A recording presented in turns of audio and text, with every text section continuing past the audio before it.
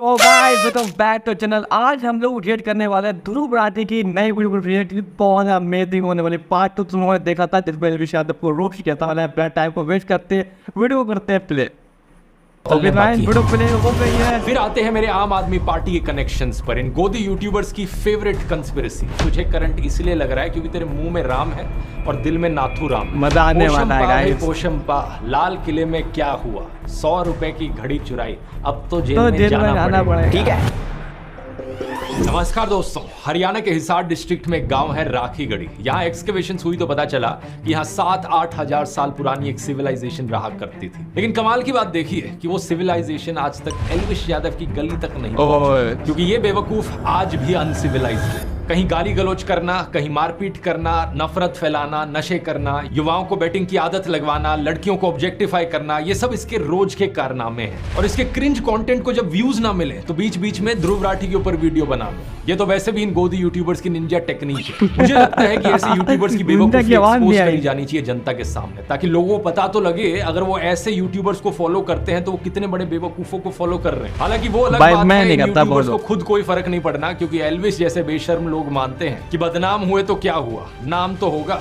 अच्छा भी हुआ। अरे भाई ये बंदा क्या हुआ?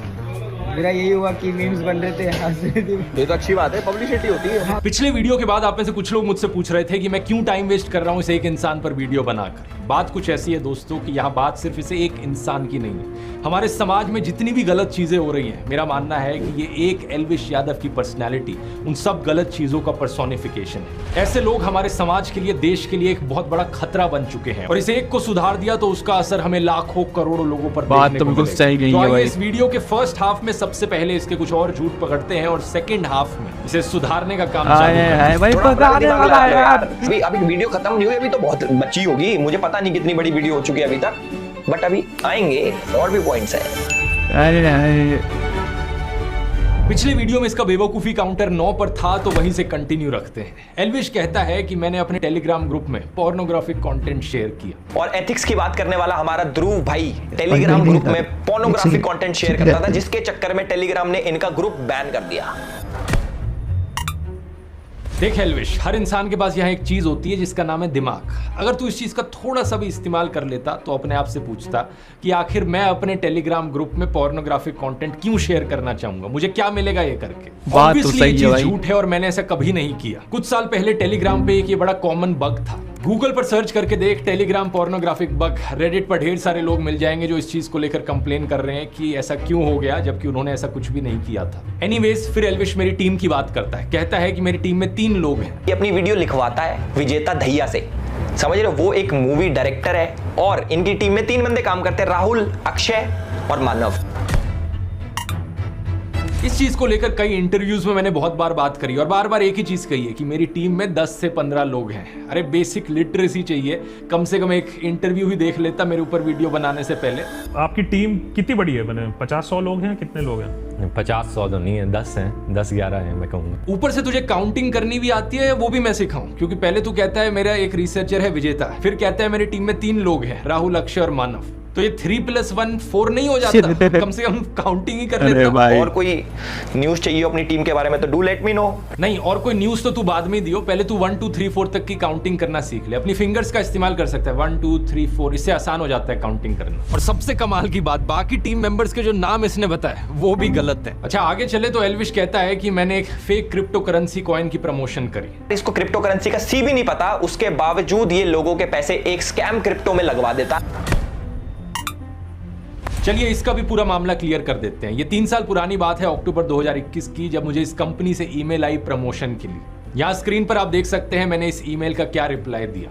मैंने लिखा कि मुझे इस प्रोजेक्ट के पीछे के इन्वेस्टर्स कौन है वो जानने हैं, मुझे उनकी डिटेल्स चाहिए और मुझे ये डिटेल्स चाहिए कि इनमें कोई चाइनीज इन्वेस्टमेंट्स तो नहीं है, क्योंकि मैं चाइनीज कंपनीज को प्रमोट नहीं करता। फिर मैंने इनसे कहा एक कॉल करने को, तो इनके सीईओ ने मेरे साथ डायरेक्टली बात करी। इन्होंने मुझे बार बार अपने डॉक्यूमेंट्स दिखाकर रीअश्योर किया कि जो भी मैं प्रमोट कर रहा हूँ वो सही चीज है, और प्रूफ के तौर पर इन्होंने economic times, money control, NDTV profit जैसे अखबारों में इन्होंने जो एडवर्टोरियल्स छापे थे वो भी दिखाए। तीसरा ये प्रमोशन आया था एक ऐसी एजेंसी से जिसकी इसके को-फाउंडर खुद इंडिया के पॉपुलर यूट्यूबर्स में से हैं। ये एक एस्टैब्लिश्ड एजेंसी है जिसके साथ सभी यूट्यूबर्स रेगुलरली काम करते हैं, तो इसकी वजह से भी मेरी रीअश्योरेंस बढ़ गई। लेकिन बात कुछ ऐसी है दोस्तों कि मैं हूं तो एक इंसान ही, एक बायोलॉजिकल ह्यूमन बीइंग हूं मैं। मेरे अंदर कोई डिवाइन एनर्जी नहीं है कि मैं अंतर्यामी बन जाऊं जिससे मुझे पता लग जाए कि इस कंपनी के साथ फ्यूचर में क्या होने वाला है। क्योंकि ये तो ऐसी बात हो गई जैसे कि शाहरुख खान और अमिताभ बच्चन एवरेस्ट के मसालों की ऐड करते हैं और बाद में जब खबर आती है कि इन मसालों में कैंसरस केमिकल्स पाए गए तो आप शाहरुख खान और अमिताभ बच्चन से पूछते हो कि ये ऐड क्यों करी आपने।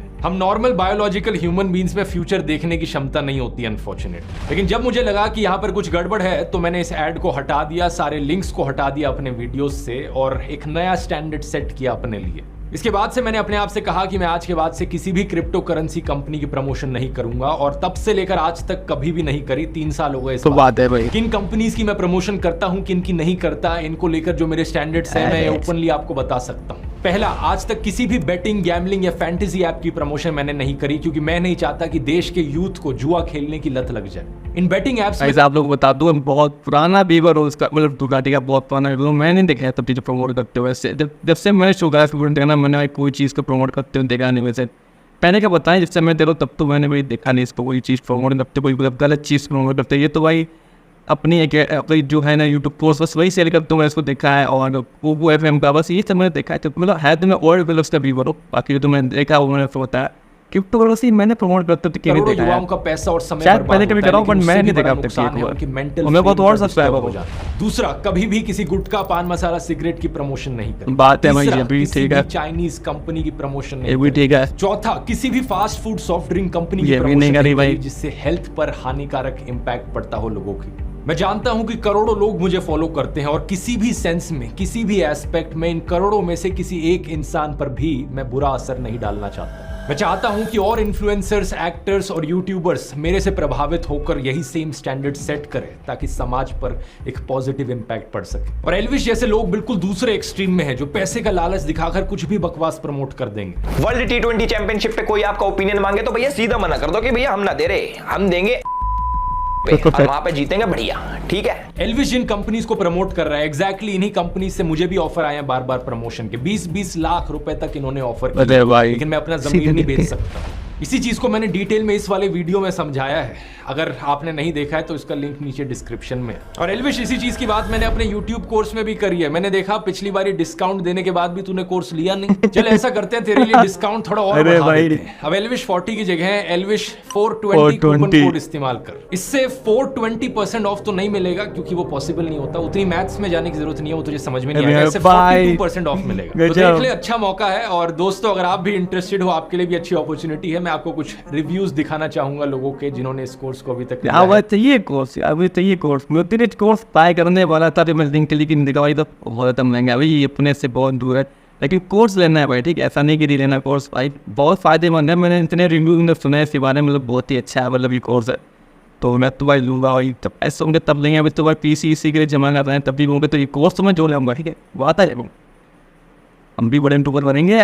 कितना बढ़िया फीडबैक रहा है उनका। मैंने आज ही अपना आपका ये कोर्स फिनिश किया। मैं पता है, रिव्यू मैंने देखे, कमेंट्स देखे और भी रिव्यू मैंने सुने हैं। सीखे जैसे ideas for niche topic, all the aspects which can be there for a YouTuber are there in terms of how to grow, how to earn, what are the stresses, what are the महंगा है, सस्ता हो जाए तो भाई मैं दूँ यार। इस कोर्स में पूरी तरह से आपने अपनी लाइफ जर्नी को कनेक्ट किया है, मतलब जितने भी एग्जांपल्स आपने दिए हैं वो आपके खुद के एग्जांपल्स थे। You are among the best in the business, which is why I decided to learn from a young teacher like you. मुझे नहीं लगता इस कोर्स को खरीदने के बाद मुझे कोई और कोर्स खरीदने की जरूरत पड़ेगी। इस कोर्स से एक चीज मेरे को सीखने को मिला जो मैं काफी सालों से कंफ्यूज था ये सब चीज लेके। फर्स्ट एंड फॉरमोस्ट मेरा नीश, सेकंड कैसे क्या करना, कैसा टाइमिंग, स्पेशली आपका काइंड मास्टर हैक जो उसका वो मुझे बहुत अच्छा लगा। ये देश का शायद से सबसे पहला इतना डिटेल्ड कोर्स है जो आपको स्टेप बाय स्टेप सिखाता है कि कैसे आप YouTube को अपनी पार्ट टाइम जॉब या फुल टाइम करियर बना सकते हैं। इसमें 0 to 100 सब कुछ सिखाया गया है इस करियर के बारे में, और आपको स्पेसिफिकली 20 अलग अलग नीश के एग्जांपल्स भी बताए गए, ऐसी फील्ड्स जिनमें मुझे लगता है कि सक्सेसफुल YouTube चैनल बनाया जा सकता है, लेकिन आज के दिन उन फील्ड्स में कोई YouTube चैनल एग्जिस्ट नहीं करता। तो अगर आप इंटरेस्टेड है, इस QR कोड को स्कैन कर सकते हैं, नीचे डिस्क्रिप्शन में मिल जाएगा, और कूपन कोड है ELVISH420। टॉपिक पर वापस आए तो एल्विश मेरी डीडब्ल्यू के साथ भी कोई नई कंस्पिरेसी बनाने की कोशिश करता है। डीडब्ल्यू और ध्रुव राठी का एक कोलैब आता है, जिसको डीडब्ल्यू के बारे में नहीं पता तो डीडब्ल्यू के ऊपर एक वीडियो अपलोड होती है, एक डॉक्यूमेंट्री अपलोड होती है, जिसके अंदर वो दिखाते हैं कि कैसे इंडिया के अंदर हिंदूज मुस्लिम्स को अटैक करते हैं। और जैसे सारी न्यूज पोर्टल्स करते हैं, एक साइड की स्टोरी दिखाते हैं, तो हमारे डीडब्ल्यू ने भी एक साइड की दिखाई। अगर दूसरी साइड देखेगा नहीं तो दिखेगी भी नहीं ना। इसने एक वीडियो का थंबनेल लगाकर ये दिखा दिया कि ये तो सिर्फ मोदी के खिलाफ वीडियोस बनाते हैं। ऐसी 2 थंबनेल लगाकर मैं भी कह सकता हूँ ये देखो डीडब्ल्यू ने तो सिर्फ मोदी के फेवर में। इसके अंदर एक जर्नलिस्ट है इरफान मेहरा कि डीडब्ल्यू के लिए काम करता है। एक बार फिर से अनपढ़ एल्विश को नाम पढ़ना नहीं आया। इनका नाम इरफान मेहरा नहीं, इरफान महराज है। एक जे आता है एंड में। पूरे वीडियो में ये मेहरा मेहरा मेहरा करते रहता है। बराबर ही तो है, सब बराबर है। बराबर ही तो नहीं है एल्विश, सब बराबर नहीं होता। ये पता किस किस के लिए काम करता है? ये काम करता है डीडब्ल्यू के लिए, टीआरटी के लिए, द अरब के लिए, यार। पूरी दुनिया में द अरब नाम का कोई मीडिया हाउस एग्जिस्ट नहीं करता। शायद से द न्यू अरब बोलना चाह रहा था यहाँ पर, लेकिन कोई नहीं। जब आदमी इतना अनपढ़ होता है तो गलती हर सेंटेंस में होती है। इंडिया के खिलाफ डंडा फैलाने के लिए टर्किश इंटेलिजेंस एजेंसी और पाकिस्तान इंटेलिजेंस एजेंसी आईएसआई ने साथ मिलकर टीआरटी स्टार्ट किया है। हाय राम, एक बार फिर से ये अनपढ़ एल्विश पढ़ नहीं पाया। मुझे तो डाउट होता है कि इसने स्कूल से पास आउट भी किया या नहीं किया, क्योंकि इसके आर्टिकल में कहीं नहीं लिखा जो इसने पीछे दिखा रखा है कि आईएसआई ने साथ में मिलकर टर्की के टीआरटी वर्ल्ड शुरू किया है। आर्टिकल में लिखा है टर्की इंटेलिजेंस एजेंसी और आईएसआई साथ में मिलकर एक प्रोपेगेंडा टीम शुरू कर रहे हैं टीआरटी वर्ल्ड के थ्रू। ये नहीं कि टीआरटी वर्ल्ड ही शुरू कर रहे हैं। अब वो अलग बात है दोस्तों कि आर्टिकल भी फर्जी है, क्योंकि ये फर्जी न्यूज वेबसाइट ने लिखा है, इन्हीं की गोदी वेबसाइट ने। लेकिन उसकी बात किसी और वीडियो में करेंगे, नहीं तो बहुत लंबा खिंच जाएगा। एंटी इंडिया लिखो, प्रोपोगेंडा फैलाओ, प्रोपोगेंडा फैलाओ। प्रोपोगेंडा नहीं एल्विश, प्रोपेगेंडा होता है नहीं। हाँ, एनआईए ने इरफान मेहरा को लास्ट ईयर अरेस्ट करा था, क्योंकि इसके तार आतंकवादी ये जो क्या कहते हैं संगठन, इनके साथ जुड़े हुए थे भाई। ये जितने भी बड़े बड़े अलकायदा पलकायदा होते हैं ना भाई, यार उनके साथ काम कर रहा था। अलकायदा पलकायदा यार, तू कुछ भी बकवास किए जा रहा है जो तेरे मन में आ रहा है। नहीं, इरफान महराज कभी अलकायदा के साथ काम नहीं कर रहा था। इनफैक्ट इरफान महराज का जो अरेस्ट किया है एनआईए ने, उसे पॉलिटिकली मोटिवेटेड बताया गया है कई सारे इंटरनेशनल ग्रुप्स के द्वारा। इन्हें यूएपीए के अंडर अरेस्ट किया गया है, एक ऐसा अरेस्ट जिसका कन्विक्शन आज तक साबित नहीं हुआ है। इंटरनेशनल ह्यूमन राइट्स वॉच ने भी कहा है कि इंडियन गवर्नमेंट को इन्हें तुरंत रिलीज कर देना चाहिए। ये एक गलत अरेस्ट है। वैसे अरेस्ट से याद आया एल्विश, तू भी कुछ महीने पहले रो रहा था कि तेरा अरेस्ट हो गया, मीडिया वाले तेरे खिलाफ गलत खबरें चला रहे हैं, और तू खुद यही काम कर रहा है आज यहाँ पर। मैं नहीं जानता कि तेरा ये जो स्नेक वेनम वाला केस है, गमला चोरी वाला केस है, इसमें कितनी सच्चाई है, वो तो कोर्ट में साबित हो जाएगा। लेकिन अगर तेरे खिलाफ कोई फर्जी केस निकला और फिर भी पुलिस वालों ने तुझे अरेस्ट कर लिया, तो फिर मत रोइयो, क्योंकि तेरे को बचाने कोई ह्यूमन राइट्स वॉच नहीं आएगा। गोदी मीडिया भी तेरे फेवर में खबरें नहीं चलाता है। वैसे मीडिया किसी की सगी नहीं है भाई। इसलिए कहावत सुनिए ना, जिनके घर शीशों के होते हैं वो दूसरों पर पत्थर ना फेंका करे। प्रॉब्लम ये है कि तू दूसरों का दर्द नहीं समझ सकता, तुझे बस दूसरों को रोस्ट करना, एंटी नेशनल घोषित करना आता है। और जब यही चीज तेरे साथ होने लग जाए तो तू रोना शुरू कर देता है। कमाल की बात यह है दोस्तों कि ये इस सब से मेरा क्या कनेक्शन जोड़ने की कोशिश कर रहा था। ये कहता है कि इरफान महराज डीडब्ल्यू के लिए आर्टिकल्स लिखता था और मैं डीडब्ल्यू के लिए ट्रैवल वीडियोस बनाता हूँ। ये है हमारा कनेक्शन। बताओ क्या लॉजिक है ये? तू बिग बॉस में गया था, डॉली बिंद्रा भी बिग बॉस में गई थी। तेरे लॉजिक से तो डॉली बिंद्रा और तू जिगरी दोस्त हो गए, ठीक है। फिर आते हैं मेरे आम आदमी पार्टी के कनेक्शंस पर, इन गोदी यूट्यूबर्स की फेवरेट कंस्पिरेसी। देखो वैसे एक बेवकूफी काउंटर तो इसका भी बनता है। ये बंदा पूरा वीडियो बना रहा है मेरे ऊपर, लेकिन मेरे नाम की स्पेलिंग ढंग से लिखनी नहीं आई इसे। राठी में मैं आई करके नहीं, डबल ई करके लिखता हूं। 21 दिसंबर 2014 को इसने आम आदमी पार्टी के लिए गाना बनाया 5 साल केजरीवाल। एल्विश, किस एंगल से मैं तुझे सिंगर लगता हूं कि मैं आम आदमी पार्टी के लिए गाना बनाऊंगा, वो भी आज से 10 साल पहले। इस गाने को जरा सर्च करके देख ले यूट्यूब पर डाल के। 5 साल केजरीवाल गाना एक्चुअली में फेमस बॉलीवुड सिंगर विशाल डडलानी ने बनाया है। असलियत में मैंने इस गाने का सिर्फ एक री एडिट बनाया था आउट ऑफ पैशन। इस चीज पर बात मैंने स्टोरी ऑफ माय लाइफ वाले वीडियो में भी करी थी। कैसे 2011-12 में एक ऐसा समय था जब यूपीए सरकार के खिलाफ भ्रष्टाचार के बहुत से इल्जाम लगे थे। उस समय इंडिया अगेंस्ट करप्शन आंदोलन हुआ, जिसमें अन्ना हजारे और अरविंद केजरीवाल ने पार्टिसिपेट किया, और इसी आंदोलन की वजह से मेरा इंटरेस्ट आया पॉलिटिक्स में। कुछ सिनिकल लोगों ने कहा कि आंदोलन तो कोई भी कर ले, अगर हिम्मत है तो लोग पॉलिटिक्स में क्यों नहीं आते। इसके बाद आम आदमी पार्टी बनी। दिल्ली के लोगों को भी नई पार्टी से उम्मीद दिखी और इसी रीजन से फरवरी 2015 की इलेक्शंस में उन्हें 70 में से 67 सीट्स मिली। उस समय उनके पास बड़ी बड़ी कंपनियों के द्वारा दिया गया हजारों करोड़ का चंदा नहीं था, आम लोग ही उन्हें पॉलिटिकल फंडिंग दे रहे थे। क्योंकि मैं इस चीज को लेकर बड़े पैशनेटली फील करता था तो मैंने ओपनली उन्हें सपोर्ट किया और वॉलंटियर किया उनके लिए अपनी एडिटिंग स्किल्स का इस्तेमाल करते हुए। मैं उस समय एक स्टूडेंट था, अपनी इंजीनियरिंग की पढ़ाई कर रहा था जर्मनी में, जो फ्री टाइम था। ऐसी वीडियो बनाते हैं ना, पूरा मतलब फोकस वीडियो के अंदर है, मतलब पूरा फोकस ही वीडियो दे, क्या मन वीडियो बनाते हैं भाई, एकदम अमेजिंग यार। पूरा फोकस है वीडियो में यार, पता ही चला मैं वीडियो बना रहा हूं, रिकॉर्ड कर रहा हूं, पूरा फोकस और एक दो गानों की एडिटिंग वीडियो में है। लेकिन नोट करने वाली बात ये कि ना तो किसी ने मुझे कहा ये करने को, ना किसी ने मुझे पैसे दिए ये करने के लिए, और ना मैं कभी ऑफिशियली या अनऑफिशियली पार्टी का मेंबर था। जो मैंने किया अपनी मर्जी से किया, अपने पैशन के बल पर किया। 2017-18 तक भी आपको मेरी फेसबुक पोस्ट मिल जाएंगे, यूट्यूब वीडियोस मिल जाएंगे जहां पर मैं उन्हें सपोर्ट कर रहा हूं ताकि उन्हें फुटेज मिल सके, भारत की राजनीति में एक नई पार्टी सरवाइव कर सके। अगर कल को किसी दूसरी स्टेट में फिर से कोई नई पार्टी खड़ी हुई जिसको लेकर मुझे लगा कि ये ईमानदार है और इसके पॉलिटिक्स में आने से देश की राजनीति पर एक पॉजिटिव इंपैक्ट पड़ेगा, तो इस बात में कोई दो राय नहीं है कि फिर से मैं ओपनली अपना सपोर्ट जताऊंगा। लेकिन इस सब से मेरा कोई पर्सनल फायदा होगा या मेरा कोई पर्सनल फायदा हुआ आम आदमी पार्टी को सपोर्ट करने से, रत्ती भर भी नहीं। कई लोगों ने अफवाह फैलाई कि मेरा कोई रिलेटिव आम आदमी पार्टी में है, ये चीज सरासर झूठ है। मैं ना किसी पॉलिटिकल पार्टी का मेंबर था, ना कभी किसी पॉलिटिकल पार्टी से पैसे लिए, और ना ही मेरी फैमिली में कोई किसी भी पॉलिटिकल पार्टी का मेंबर है। अब एल्विश तू चाहे तो तुझे एफिडेविट पर लिख कर दे देता हूँ, वो अलग बात है कि तुझे एफिडेविट पढ़ना नहीं आएगा। वैसे अगर आम आदमी पार्टी से पैसे मिल रहे होते मुझे तो खुद ही सोच कर देखो दोस्तों, क्या वो पार्टी एक्सपेक्ट नहीं करती कि जिस तरीके से गोदी इन्फ्लुएंसर्स नरेंद्र मोदी की चरण वंदना करते हैं, मैं भी इसी तरीके से रोज ट्विटर पर अरविंद केजरीवाल के गुणगान करूं। मैं भी कहूं कि केजरीवाल जी जैसे आप एनर्जी से बात करते हैं, काश उसकी 1% एनर्जी से मैं भी बात कर पाऊं। कि 1% एनर्जी से अगर हम बात कर पाए तो फिर हम उस मैसेज को thank you sir. Arvind Kejriwal को मैं दिल्ली का पापा कहने लग जाऊं। Just to say father of the country is an analogy like a fatherly figure. कहूं कि ताल ठोक कर हमारे दिल्ली सीएम को डिफेंड करूंगा। सुनिए, ताल ठोक कर करूंगी देश के प्रधानमंत्री को डिफेंड। अर्नब की तरह वीडियो में पूछने लग जाऊं, केजरीवाल नहीं तो और कौन? Modi versus who? Modi versus who? Modi versus who?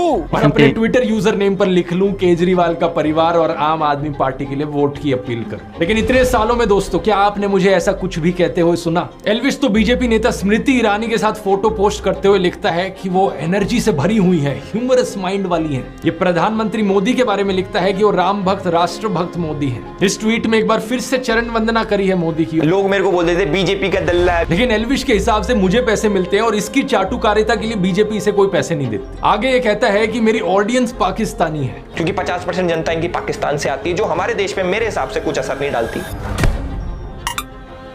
50% जनता पाकिस्तान से आती है, मतलब कुछ भी बोल देगा जो मन में आता है। बोलने को मैं भी बोल दूं तेरा पूरा खानदान पाकिस्तान से आता है, लेकिन इससे बात सच तो नहीं हो जाएगी ना। ये देख ले मेरी ऑडियंस स्टैटिस्टिक्स, 80% से ज्यादा जनता इंडिया से है और बाकी 20% में से भी कम से कम 10% इंडिया के बाहर रहते हैं। फिर एल्विश कहता है कि मैंने औरंगजेब को सेक्युलर राजा कहा। इसके हिसाब से औरंगजेब जो था वो सेक्युलर था। लेकिन क्या इन सब चीजों का मतलब ये हुआ कि औरंगजेब एक सेक्युलर राजा था जो सभी धर्मों को एक बराबर देखता था? नहीं। एक बार फिर से प्रॉब्लम पता है क्या है? तू मुझसे पर्सनल खुन्नस निकाल रहा है, इसलिए कुछ भी बोले जा रहा है। मैंने वीडियो में कहा था औरंगजेब कभी सेक्युलर बन जाता था तो कभी कम्युनल बन जाता था, जरूरत के हिसाब से, यानी कि वो अपॉर्चुनिस्ट था, बिल्कुल तेरी तरह। तू पहले मुनावर फारूकी के साथ क्रिकेट खेला सेक्युलर बनकर, आपस में हंस रहे थे, जादू की झप्पी दे रहे थे, फोटो क्लिक हो रही थी। ये देखिए,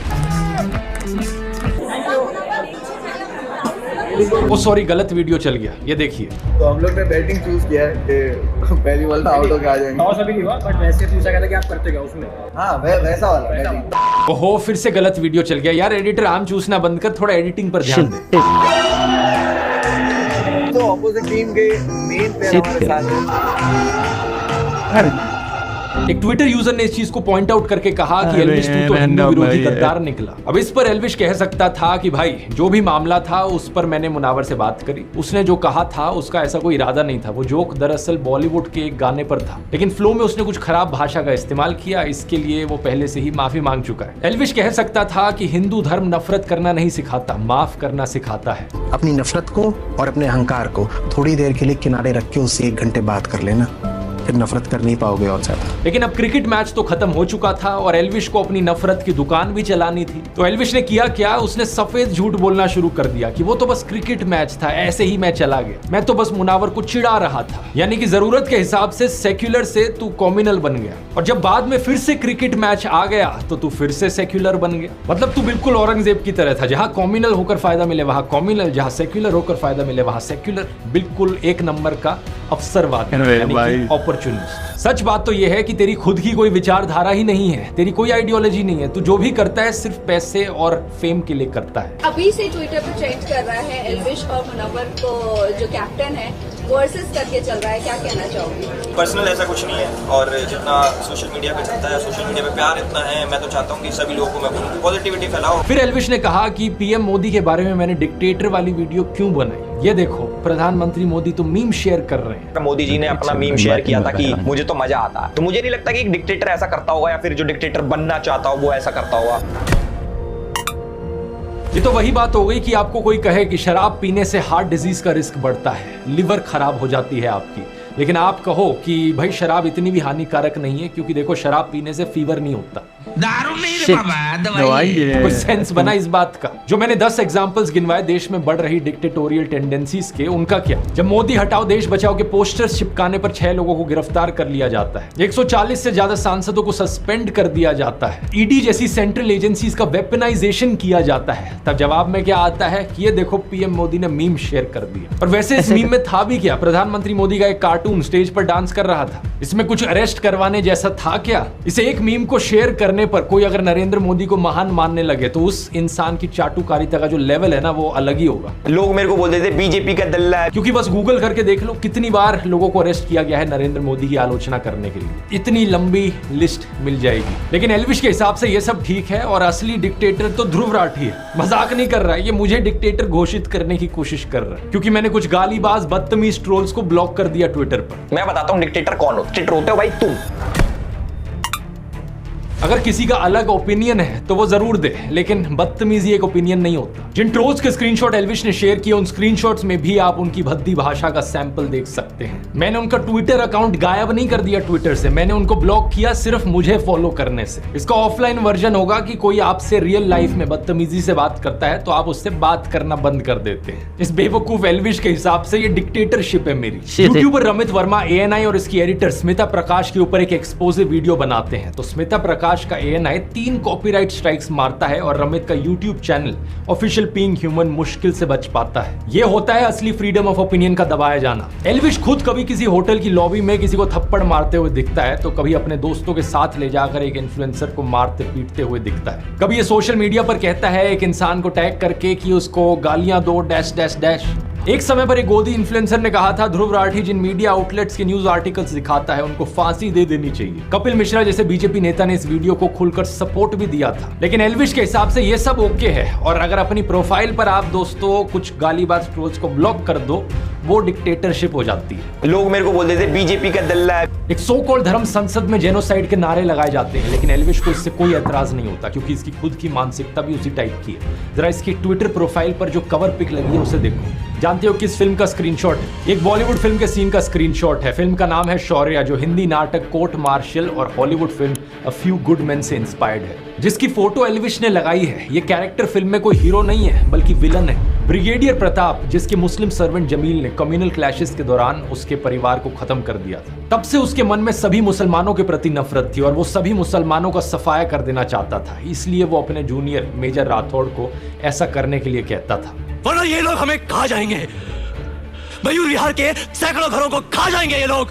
फिल्म के आखिर में जब ये रिवील होता है तो इंडियन आर्मी ब्रिगेडियर प्रताप को ड्यूटी से रिलीव कर देती है, केस चलाने का ऑर्डर देती है और गिरफ्तार कर लेती है। तो बेसिकली ये फिल्म हमारी इंडियन आर्मी के ऑनर और प्रिंसिपल्स को दिखाती है कि जो भी ऑफिसर आर्मी के प्रिंसिपल्स पर कलंक लगाता है उसे टॉलरेट नहीं किया जाएगा। जैसे कि 2018 का न्यूज आर्टिकल देखिए। बीजेपी नेता और उस समय के असम के मुख्यमंत्री सर्बानंद सोनोवाल ने एक जनरल कोर्ट मार्शल वर्डिक्ट को वेलकम किया, जिसमें कि एक मेजर जनरल सहित 7 आर्मी पर्सनल्स को 1994 फेक एनकाउंटर के लिए लाइफ इंप्रिजनमेंट की सजा सुनाई गई। उन्होंने कहा कि इससे लोगों का जुडिशरी और आर्मी में विश्वास मजबूत होगा। हमारी इंडियन आर्मी का मोटो है दोस्तों, सेवा परमो धर्म। लेकिन इस बेवकूफ एल्विश की आर्मी इंडियन आर्मी की ऑनर, एथिक्स और प्रिंसिपल्स को कहां समझेगी? ये तो पूरी दुनिया के मुसलमानों के खून के प्यासे हैं। इससे तो सांप भी डरता है कि कहीं ऐसा जहरीला इंसान हमें ही ना काट ले। और मैं चीजों को एग्जैजरेट नहीं कर रहा हूं दोस्तों, इसका एक और उदाहरण दिखाना चाहूंगा। पिछले साल अक्टूबर में इजराइल पर हमास का आतंकी हमला हुआ जिसमें 350 इजरायली मारे गए। इस पर मैंने एक वीडियो बनाया था यहाँ पर। उसके बाद इजराइल ने अटैक किया। अब तक गाजा में 17 लाख लोग बेघर हो चुके हैं, 37,000 से ज्यादा लोग मारे जा चुके हैं। युद्ध के इंटरनेशनल रूल्स जैसी चीज को इजराइल ने बहुत पहले ही छोड़ दिया। हॉस्पिटल्स पर भी अटैक हुए हैं। रिसेंटली एक हमला हुआ राफा शहर में एक टेंट कैंप पर, जहां 45 लोग मारे गए।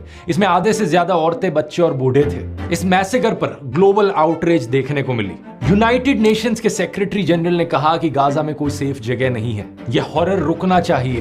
पेरिस में 10,000 लोगों ने इजरायली एम्बेसी के बाहर डेमोन्स्ट्रेशन किया। अमेरिका के नेशनल सिक्योरिटी काउंसिल स्पोक्सपर्सन ने कहा कि इजराइल को सिविलियंस को प्रोटेक्ट करने के लिए प्रिकॉशंस लेनी चाहिए। इजिप्ट, सऊदी अरेबिया, कतार, आयरलैंड, जर्मनी, फ्रांस सब ने एक स्टेटमेंट जारी करी है और ऑल आइज ऑन रफा वाली ये एक AI इमेज 5 करोड़ लोगों ने सर्कुलेट करी। बहुत से इंडियन सेलिब्रिटीज हैं जो इंडियन सोशियो पॉलिटिकल इश्यूज पर बोलने की हिम्मत नहीं जुटा पाते, लेकिन अच्छी बात है कि कम से कम इस पर तो बोल पाते हैं। हमारे देश की सरकार ने भी ऑफिशियल स्टेटमेंट दी कि हम पैलेस्टीनियन स्टेटहुड को सपोर्ट करते हैं। और साथ ही साथ राफा के कैंप में सिविलियन लाइव्स का हार्ट ब्रेकिंग लॉस गहरी चिंता का विषय है। इस सब के चलते खुद इजरायली मिलिट्री ने भी कहा कि नॉन कॉम्बैटेंट्स यानी जो लोग लड़ नहीं रहे थे उनको नुकसान पहुंचाने पर हम खेद प्रकट करते हैं। इजराइल के प्राइम मिनिस्टर ने भी इसे एक ट्रैजिक एक्सीडेंट कहा और इजराइल ने इसकी इन्वेस्टिगेशन की बात करी। लेकिन एल्विश ट्विटर पर कवर पिक लगाकर खुल्लम खुल्ला जाहिर करता है कि वो दुनिया भर के मुसलमानों के खून का प्यासा है। उसने ऑल आइज ऑन रफा वाली इमेज को मॉर्फ करते हुए लिखा ऑल आइज ऑन POK। अब ये सही बात है कि पाकिस्तान ऑक्यूपाइड कश्मीर में और इनफैक्ट पाकिस्तान में भी हिंदू, सिख, ईसाई और एथिस्ट जैसी माइनॉरिटीज पर अत्याचार होते रहे हैं। मैंने अपने पुराने वीडियोस में इनकी बहुत बार बात करी है। लेकिन इस बात का क्या सेंस बना कि POK में जुल्म हो रहा है तो रफा में लोगों को मरने दो? ऐसा तो नहीं है कि रफा के उन बच्चों ने POK में अत्याचार किए। क्या एल्विश जैसे गोदी इन्फ्लुएंसर्स ये नहीं कह सकते कि हम हर जगह इनजस्टिस के खिलाफ हैं? चरण वंदना करने वाले गोदी यूट्यूबर्स बात करते हैं सेलेक्टिव आउटरीच की, लेकिन गोदी इकोसिस्टम के बेशर्मों तुमसे ज्यादा सेलेक्टिव है कोई? जब मैंने ये वीडियो बनाई थी मैंने खुलकर कहा था इसमें कि चाहे कोई हिंदू हो, मुस्लिम हो, क्रिश्चियन हो, चाहे एथिस्ट हो, हर जगह जहां भी अन्याय हो रहा है मैं उसके खिलाफ। लेकिन मैं चैलेंज करता हूं इन गोदी इन्फ्लुएंसर्स को ये बोलकर दिखा दें। सच बात यह है कि ये हर अन्याय के खिलाफ नहीं है, इनके मन में नफरत भरी हुई है एक कम्युनिटी को लेकर और उस कम्युनिटी के खिलाफ ये लोग दिन रात जहर उगलते हैं। लेकिन इसका मतलब ये नहीं कि अपनी कम्युनिटी की चिंता करते हो। इस उम्मीद को तो छोड़ ही दीजिए कि एल्विश कभी किसी मुसलमान औरत के खिलाफ हो रहे अत्याचार पर आवाज उठाएगा। ये हिंदू औरतों के लिए भी आवाज नहीं उठाएगा अगर इसे अपना बेनिफिट ना दिखे तो। जैसे कि मणिपुर का एग्जाम्पल लेकर देख लीजिए, इतने समय से लोग मर रहे हैं वहां, पूरा देश शॉक्ड है इसको लेकर, लेकिन एल्विश यादव को इससे कोई मतलब नहीं। 250 दिन तक कश्मीरी पंडित स्ट्राइक पर बैठे रहे, क्या एल्विश ने आवाज उठाई? नहीं। कश्मीरी पंडितों की बात ये गोदी इकोसिस्टम सिर्फ तभी करता है जब मुसलमानों को बीच में इन्वॉल्व करना हो। याद रखिए दोस्तों, जब नौकाली में दंगे हुए थे वहां हिंदुओं को बचाने के लिए महात्मा गांधी गए थे, गोडसे नहीं गया था। हिंदू हो या मुसलमान, उन्हें बचाने का काम महात्मा गांधी करते थे और नफरत फैलाने का काम करता था नाथूराम गोडसे। ये गोदी इकोसिस्टम वाले सिर्फ और सिर्फ नफरत की पॉलिटिक्स से प्रभावित हैं। जिस दिन अयोध्या में बीजेपी हार गई, ये अयोध्या के हिंदुओं को भी गालियां देने लगे। गाजियाबाद पुलिस ने ऐसे 2 लोगों को गिरफ्तार किया। इनमें से एक शख्स तो वो था जिसने कन्हैया कुमार को रैली में थप्पड़ मारा था। आप पूछोगे कि अयोध्या के हिंदुओं के बारे में इतने भद्दे कमेंट्स क्यों कर रहे हैं? सिर्फ इसलिए क्योंकि वहां बीजेपी हार गई। इस बात से आपको समझ आ जाना चाहिए कि इन लोगों का रिलीजन है मोदी पंथ और इन लोगों का काम है चाटुकारिता करते हुए सत्ता की मलाई चाटना। सच बात तो यह है कि एल्विश जैसा इंसान जो अपने ही देश को धर्म के नाम पर बांटना चाहता हो, देश प्रेमी कैसे हो सकता है? ये कौन सा राष्ट्रवाद है जहां अपने ही राष्ट्र की अखंडता पर हमला करो, हर रोज नफरत का जहर घोलो समाज में? उपनिषदों में ऐसे लोगों को छोटी सोच का इंसान कहा गया है। ऐ निज परोवेति गणना लघु चेतसाम उदार चरिता नाम तू वसुदेव कुटुंबकम, यानी यह मेरा वह पराया, ऐसी गिनती छोटी सोच वाले लोग करते हैं। उदार हृदय वालों के लिए तो पूरी दुनिया ही एक परिवार है, जो G20 की थीम थी, वसुदेव कुटुंबकम। अब पूरी दुनिया को परिवार मानो, इस सोच को तो कहाँ एल्विश समझ पाएगा, लेकिन कम से कम देश को तो मत तोड़ना। इतने बुरे नहीं है इस देश के मुसलमान, देख की जरा क्या कहते हैं। नरेंद्र मोदी जी कहते हैं ना कि भाई मुसलमान आ जाएंगे तो ये हो जाएगा। मैं कहता हूँ एक भी मुसलमान को आप नौकरी मत दो, आप देश के तमाम हिंदुओं को नौकरी दो, हम लोग ठेली लगा लेंगे, ठीक है ना? आप मेरे तमाम हिंदू भाइयों को नौकरी दो, लेकिन दो तो सही। हमारा भी कर्तव्य है मुसलमानों का, सिख का, ईसाई का, कि अपने भाई को खतरे से बाहर निकाले। हाँ नहीं क्या करें? इस गली में मैं अकेला हिंदू, कुछ खतरा नहीं है। खतरा नहीं है? नहीं है, बेफालतू का अखबार है, किसी बात का खतरा नहीं है। सिंपल सी बात है कि किसी भी रिलीजन का जो भी इंसान गलत करे, हमारा लॉ एंड ऑर्डर उस पर एक्शन ले और बाकी सभी लोग देश में शांति से रह सके। इतनी सिंपल सी बात तो समझ ले, अपने यहाँ डाल ले। मैंने तेरे 4 एंटी हिंदू वीडियोस की बात करी थी एक पिछले वीडियो में। एक वीडियो था जहां तू चिलम को भोले का प्रसाद बता रहा था। भगवान गाइस, यही रीजन है दोबारा की वीडियो देखने का और सब्सक्राइब कर देगा। क्या बातें बोलते हैं कि पास से गोसे गोसे, तो क्या ही बात बोलते हैं, मैं बताया देख शिव को डिसरिस्पेक्ट कर रहा था। ऐसे लोगों को सपोर्ट किया ये वीडियो तूने हटा ली है, जो कि अच्छी चीज है, तो तेरी तारीफ की जानी चाहिए। Good boy. दूसरा वीडियो था जहां तू हिंदू मंत्रों का मजाक उड़ा रहा था। और पंडित सेक्सी सेक्सी मंत्र पढ़ का भी ब्याह करवा दे जल्दी, सेक्सी सेक्सी मंत्र पढ़ का भी ब्याह करवा दे जल्दी। वो वीडियो भी अब तूने हटा ली है, फिर से गुड बॉय। लेकिन 2 और तेरी मैंने वीडियोस बताई थी। एक जहां तू पीछे जय श्री राम लिखकर कहता है कि ये ऐप इंस्टॉल करो, यहाँ कैडी कैडी स्ट्रीमर्स मिलेंगी, स्वाद आ जाएगा, तूने कहा। बहुत सारे लोगों से दोस्ती कर सकते हो, चाहे इंडिया के हो बाहर के हो। 17 मिलियन से ज्यादा होस्ट है और भाई बहुत कैडी कैडी स्ट्रीमर्स है, मतलब स्वाद आ जाएगा तुम्हें। इस पार्ट को तूने अभी तक हटाया नहीं है, तो इस पार्ट को रिमूव कर दे। भगवान राम का पीछे नाम लिखकर ऐसी छिछोरापंती करना अच्छा नहीं होता। एक चौथी वीडियो है जो सबसे प्रॉब्लमेटिक है, जहां तू हनुमान चालीसा का मजाक उड़ा रहा है। जय हनुमान ज्ञान गुण सागर जय कपीस लोक उजागर रामदूत तुलित बलधामा अंजनी पुत्र पवन सुतनामा। ये वीडियो तूने अभी तक नहीं हटाई है, तो इसका लिंक मैं नीचे डिस्क्रिप्शन में डाल देता हूं। टाइम कोड है 550 से लेकर 608, 851 से लेकर 905। अब इस वीडियो को देखने के बाद इस पार्ट को ट्रिम कर दियो। अब अगली बात यह है कि तू भगवान राम की तस्वीर लगाकर एक हुडी बेच रहा है, धर्म के नाम पर अपना बिजनेस चला रहा है। प्रॉब्लम वाली बात यह है कि तू हिंदू धर्म के शास्त्रों के साथ छेड़छाड़ कर रहा है। आचार्य प्रशांत बता चुके हैं, मैंने भी कई वीडियोस में बताया है कि धर्म हिंसा तथैव च, ये लाइंस किसी हिंदू स्क्रिप्चर में कहीं नहीं कही गई है। कहीं नहीं लिखा हुआ है धर्म हिंसा तथैव च। और इससे आपके रोंगटे भी खड़े हो जाने चाहिए कि ये कौन सी सेंट्रलाइज्ड कॉन्स्पिरेसी यूनिट है जो इतनी बड़ी बड़ी साजिशें करती है कि जो बात धर्म ग्रंथ में लिखी भी नहीं हुई है उसको संस्कृत में लिख करके उसको चारों तरफ व्हाट्सएप से और दूसरे जरियों से फैला देती है। तो या तो तू मुझे दिखा दे कि किसी हिंदू स्क्रिप्चर्स में ये लाइंस लिखी गई हैं, या फिर इस हुडी को अपनी क्लोथिंग लाइन से हटा दे, नया डिजाइन करवा लियो जिसमें एक्चुअली में हिंदू स्क्रिप्चर्स की लाइनें लिखी हो अपने हुडी पर। अब मैंने भगवान राम के ऊपर वीडियोस बनाए तो तुझे करंट लग गया। हमारे ध्रुव भाई इतने बड़े राम भक्त है। तुझे करंट इसलिए लग रहा है क्योंकि तेरे मुंह में राम है और दिल में नाथू राम है। ये जो तेरे दिल में नाथूराम गोडसे है ना, इसको बाहर निकालना है। तेरे दिल को शुद्ध करने की जरूरत है। इसमें उपनिषद की वसुदेव कुटुंबकम की हिंदू टीचिंग्स डाल। अब बातें तो और भी बहुत सी हैं करने की, लेकिन ये वीडियो काफी लंबा हो रहा है। खासकर तेरी मिसोजिनी के बारे में अभी ज्यादा बात करी नहीं है। किसी औरत को तू मजाक में चुड़ैल कहता है, भाई ये देख लो गाइस, चुड़ैल। तो फिर एक वीडियो में कहता है कि ये लड़कियां मजे लेने वाली नहीं होती। लड़कियां देख के तुम्हें मजा आ जाएगा, नहीं मजा करने वाली लड़कियां तो नहीं है भाई। कार लेने जाता है तो तुझे ये समझ नहीं आता कि सेल्स गर्ल भी किसी की बहन बेटी होती है। अपना पेट पालने के लिए नौकरी कर रही है, तो इसका मतलब ये नहीं कि तू और तेरे दोस्त उस पर वल्चर्स की तरह नजरें गाड़ने लगे।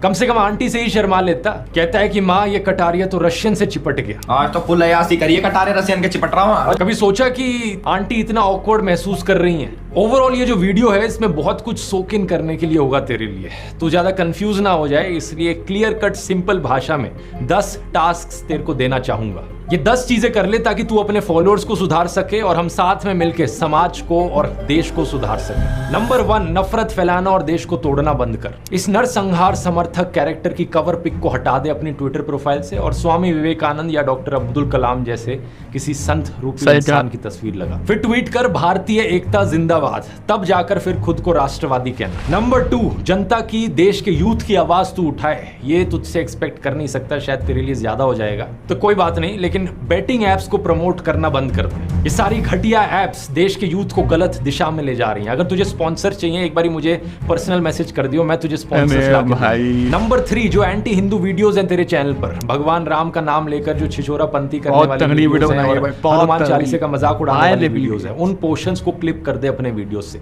ये तो कोई बड़ी बात नहीं है। नंबर 4, जिस हुडी पर तूने हिंदू स्क्रिप्चर्स को डिस्टॉर्ट किया उसको रीडिजाइन कर ले, उस वाली हुडी को हटा दे और एक ऐसे कोट का इस्तेमाल कर जो एक्चुअली में हमारे हिंदू स्क्रिप्चर्स में हो। नंबर 5, एक ये तेरी वीडियो है होली पर भांग पीकर सेट हो गए, उस वीडियो को हटा दे। अगर तुझे नशा करना है तो तू कर ले, तेरी मर्जी है, लेकिन देश के यूथ को इस गलत डायरेक्शन में मत लेकर जा। नंबर 6, जिस वीडियो में तू और तेरे दोस्त उस सेल्स गर्ल के बारे में नॉनसेंस बात कर रहे हैं वो घिनौना वीडियो हट जाना चाहिए। ये फ्रीडम ऑफ एक्सप्रेशन नहीं होता जहां किसी छिचोरे एक्सप्रेशन के साथ तुम किसी लड़की की डिग्निटी पर अटैक करने लगो। नंबर 7, क्लास 7 की मैथ्स की टेक्स्ट बुक उठा और उसमें परसेंटेज का जो चैप्टर है एक बार उसे रिवाइज कर ले। भाई खुद क्या दिखा रहे हो तुम? खुद बहुत सच चीजें दिखा रहे हो। तुम गोल्ड का रेट जो वर्ल्ड लेवल पे होता है अब हमारी सरकार के हाथ में थोड़ी है। गूगल कर कि गोल्ड का रेट कैसे डिसाइड होता है, इससे तुझे समझ में आएगा कि गोल्ड का भाव डिसाइड होने में सरकार का क्या रोल होता है। ये वाला आर्टिकल सामने आएगा, इसको एक बार पढ़ लियो, क्योंकि देख बेवकूफ होना कोई बड़ी बात नहीं होती। प्रॉब्लम तब होती है अगर किसी इंसान को उसकी बेवकूफी का एहसास ही ना हो। नंबर 8, मैंने देखा कि तूने गालियां देनी कम कर दी हैं। जो वीडियो तूने मेरे ऊपर बनाया था उसमें एक भी गाली नहीं थी। बहुत ही अच्छी बात है, गुड बॉय। अब अपनी एल्विश आर्मी को भी रील बनाकर या ट्वीट करके कहे कि ये माँ बहन की गंदी गालियां आज से देना बंद कर दो। वो 295 गाने में एक लाइन है ना कि तेरी माँ और उसकी माँ में फर्क कुछ नहीं। ये अक्ल उन्हें थोड़ी लेट मिलेगी, लेकिन तुझे थोड़ी अक्ल आ गई है इस मामले में। इसलिए अब अपनी एल्विश आर्मी को भी सिखा। वो मानेंगे नहीं मानेंगे वो उनकी मर्जी है, लेकिन तू कोशिश तो कर अपनी तरफ से। नंबर 9, हथियारों को ग्लैमराइज करने वाले और लड़कियों को ऑब्जेक्टिफाई करने वाले तू बहुत गाने बना चुका है। अगला गाना किसी अच्छी चीज पर बना। ये हनी सिंह और बादशाह टाइप के गानों से जो गंदगी फैलती है, इसकी जगह कुछ पॉजिटिव कंट्रीब्यूशन कर भारतीय संस्कृति में। और फाइनली टास्क नंबर 10, आखिरी चीज। बचपन में वो गेम याद है जो हम खेला करते थे, पोशम पा भाई पोशम पा, लाल किले में क्या हुआ, 100 रुपए की घड़ी चुराई, अब तो जेल में जाना पड़ेगा, जेल की रोटी खानी पड़ेगी, जेल का पानी पीना पड़ेगा, अब तो जेल में जाना पड़ेगा। याद रखियो कि ये बचपन का एक गेम था। तू रियल लाइफ में पोशंपा क्यों खेल रहा है? कहीं पर मारपीट करता है, कहीं पर किसी को धमकाता है, कहीं स्नेक वेनम वाला केस निकल कर आता है, तो कहीं मनी लॉन्ड्रिंग का इंजाम। इस सब से मन नहीं भरा क्या? मैंने पिछले वीडियो में बताया था, लोगों के बारे में इतनी उठपटांग चीजें कहेगा तो किसी दिन क्रिमिनल डिफेमेशन का केस भी लग जाएगा तेरे ऊपर। नफरत फैलाएगा तो किसी दिन 153A का केस भी लग जाएगा, डिस्टर्बिंग कम्युनल हार्मनी। एक बार तो तूने किसी को कार से टक्कर ही मार दी थी, वो इंसान बच गया, थैंकफुली शुक्र है। किसी न किसी दिन ये पोशम पा के इस गेम में तू सही में जेल की रोटी खाने लगेगा। इसलिए कह रहा हूँ सुधर जा, अभी भी टाइम है। उम्मीद करता हूँ ये काउंटर तेरे लिए काफी रहा होगा। अभी भी मन ना भरा हो काउंटर से तो मुझे बता दियो। और दोस्तों मैं उम्मीद करता हूँ ये काउंटर इन सभी गोदी यूट्यूबर्स के गैंग के लिए काफी रहा होगा। उम्मीद है बाकी गोदी यूट्यूबर्स को भी एक सीख मिलेगी इस वीडियो से। तब तक के लिए अगर आप इंटरेस्टेड है यूट्यूब को अपना करियर बनाने में, तो कोर्स का लिंक नीचे डिस्क्रिप्शन में मिल जाएगा। कूपन कोड है ELVISH420। और रिलीजन वाले एस्पेक्ट के ऊपर एक और जो मैंने डिटेल वीडियो बनाया था वो ये है, यहाँ क्लिक करके देख सकते हैं। मिलते हैं अगले वीडियो में, बहुत बहुत धन्यवाद। गाइस वीडियो में खत्म बहुत जल्दी, वैसे वीडियो लंबी है लेकिन यार इतनी मस्त वीडियो बनाता है ना, इतना बस देखते रहो बहुत तरह हो। तो गाइस वीडियो खत्म, आज बहुत नया वीडियो लाइक कर देना, सब्सक्राइब करना वीडियो बहुत अमेजिंग थी। दुबराटी की फुल वीडियो में डिस्क्रिप्शन दे दिया है, दुबराटी की नई वीडियो देखना था कि मजा आएगा। देखिए मैंने तो देख लिया है, रिएक्शन दे दिया, तुम लोग भी जाके तुम्हारी नई वीडियो देखो, जाके लाइक करो, सब्सक्राइब करो और देखो ना वीडियो। भाई मस्त वीडियो बनाता है यार, तुम लोग बस मैं पता है तुम लोग देखते हो, ठीक है। तो सब्सक्राइब बेल आइकन दबा दो और रिएक्शन वीडियो आती रहेंगी। मैं तो चाह रहा हूँ दुबराटी की नई वीडियो शेयर करना है, जाओ तुम लोग शेयर करो। Bye bye.